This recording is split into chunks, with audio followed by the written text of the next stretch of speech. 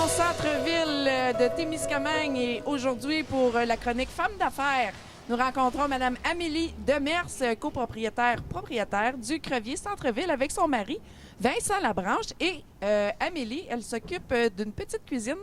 Elle fait des repas santé et des repas préfets. Donc, je vous présente Mme Amélie Demers.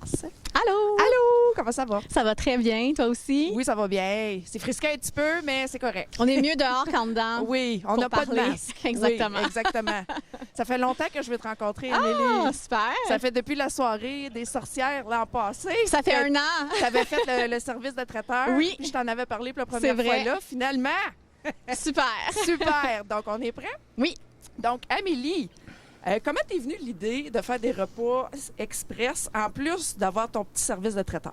Bien, en fait, je cherchais à avoir un emploi qui était créatif puis qui me permettait en même temps d'avoir plus de liberté avec mes enfants. J'étais enseignante avant, puis j'avais le goût d'un autre défi, de faire autre chose.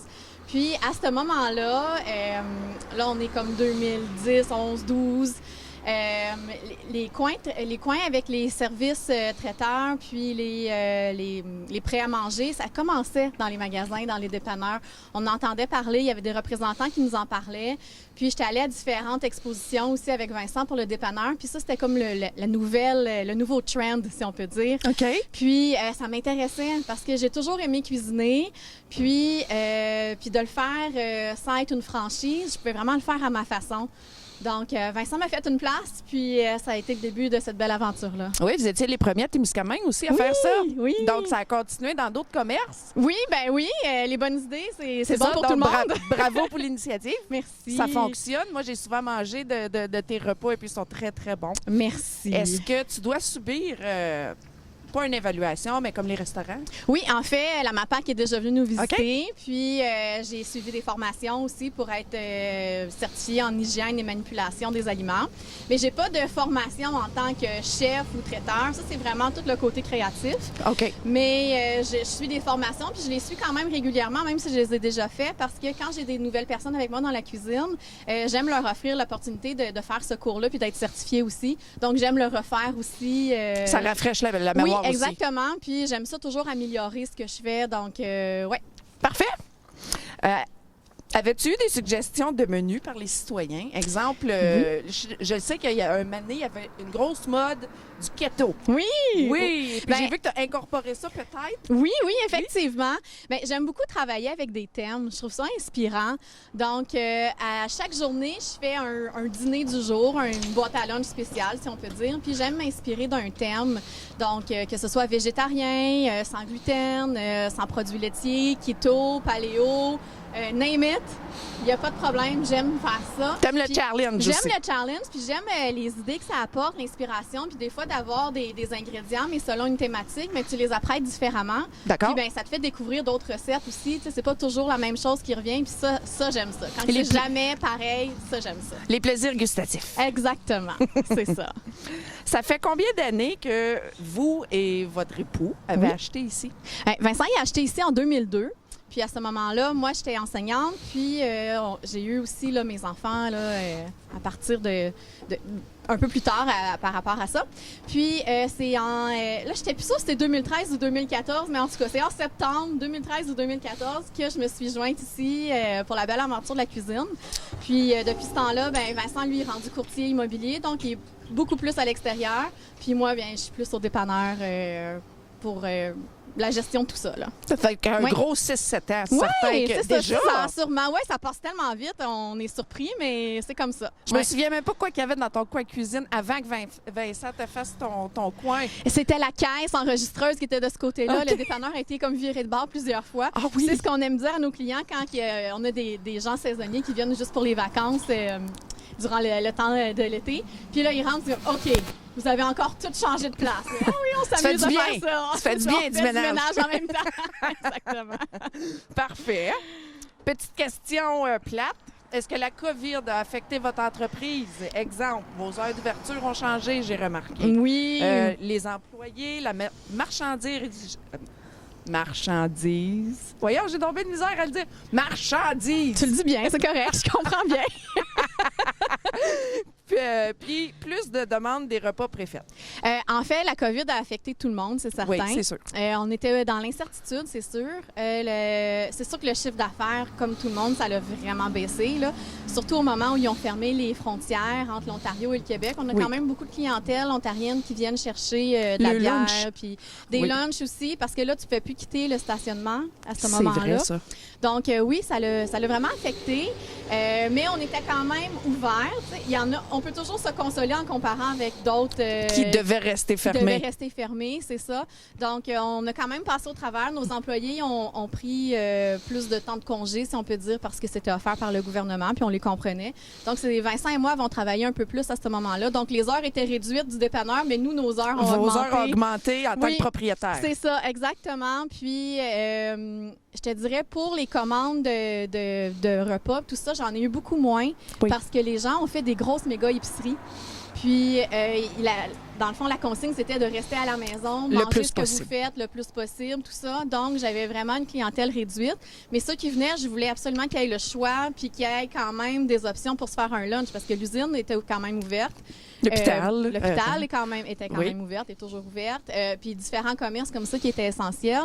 Donc, je me donnais vraiment comme mandat d'offrir quand même une variété santé, fraîche pour les clients. Fait que c'était de s'ajuster avec la quantité. J'ai quand même gaspillé plus à ce moment-là que d'habitude, mais le service était offert. Parfait. Oui. On va changer de page avec les gants. T'entends ça? Donc, quel est le but avec les repas préparés? Oui, c'est pour nourrir la communauté, mais il doit en avoir un autre. Oui, effectivement. Mon objectif, c'est de toujours offrir quelque chose de santé, puis en même temps, de faire goûter les gens. Oui.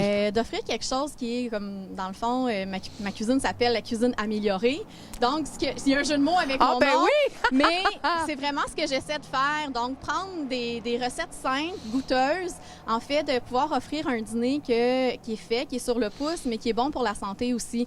Donc, d'offrir la fraîcheur, d'offrir la variété, puis de pouvoir aussi donner des options à des gens qui ne peuvent pas aller chercher des repas n'importe où. Ou qui n'osent pas dépenser pour faire une grosse recette d'un coup, qui n'aiment pas ça.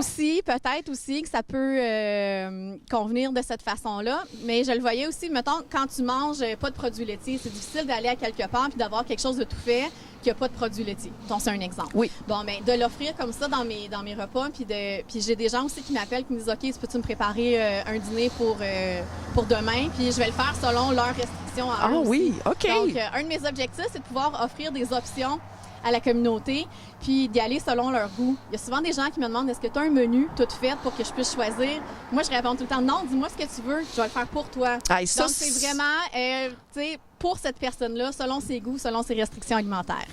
C'est très bien, Amélie. Merci. C'est très, très bien. Voudrais-tu grossir ta cuisine un jour? Ben, pas tant. Je veux pas dire non à des projets. J'aime ça regarder ce qu'il y a, tout ça. C'est sûr qu'avec plus de place, tu peux faire plus de choses. Mais avec la petite place que j'ai, puis la clientèle qui me suit d'année en année, je suis quand même correcte dans l'espace que j'ai. Si je devais agrandir la cuisine, ce serait pour offrir un autre genre d'expérience à la clientèle. Puis là, mais ça, ce serait comme un autre projet. Ça serait plus traiteur. Peut-être plus traiteur, plus café, ou peut-être pas du tout non plus. Peut-être que ça peut rester comme ça aussi. Je sais pas. On verra. On verra, c'est ça. Parfait. De quoi es-tu le plus fière avec ta cuisine à date? Ma plus grande fierté, c'est d'avoir osé. Avoir osé arrêter un emploi que je pense que je faisais quand même bien. Qui est quand même sécuritaire. Qui avait la sécurité d'emploi, qui avait tout ça pour oser faire quelque chose de complètement différent. Ça, je suis très fière d'avoir pris ce courage-là, de dire, OK, ben je vais essayer, puis on verra. C'est sûr que les gens me disaient, voyons donc, tu vas faire des lunchs. Après avoir fait ton bac de 4 ans. C'est ça. Tu vas faire des lunchs après avoir fait un bac de 4 ans à l'université. Mais, tu sais, pourquoi pas? Pourquoi pas?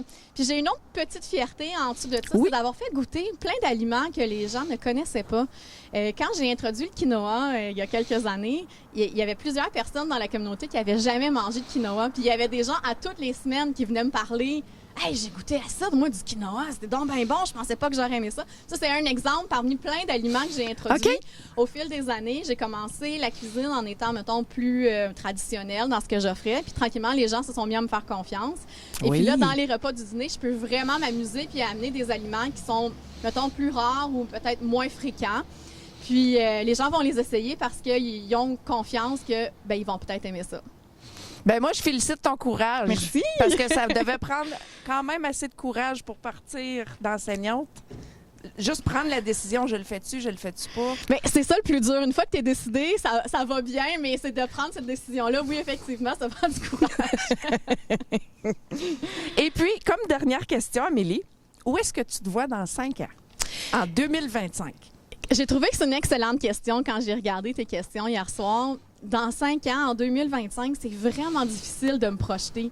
Je suis très positive dans la vie en général, donc je pense que je vais être à une place très bien là, en 2025. Là. Mais les enfants vont avoir grandi. Les enfants vont avoir grandi, le commerce évolue à chaque année en même temps que nous aussi. Donc, mais je suis vraiment quelqu'un qui est au jour le jour. Tu sais, j'essaie vraiment d'être comme moment présent puis méditer là-dessus. OK. Donc, 2025, je trouve ça un peu loin. Fait que ce que j'aimerais te répondre à ça, c'est je vais avoir innové, je vais avoir grandi, je vais être encore dans une place positive, mais je sais pas exactement ça va être quoi parce que je suis ouverte à n'importe quoi.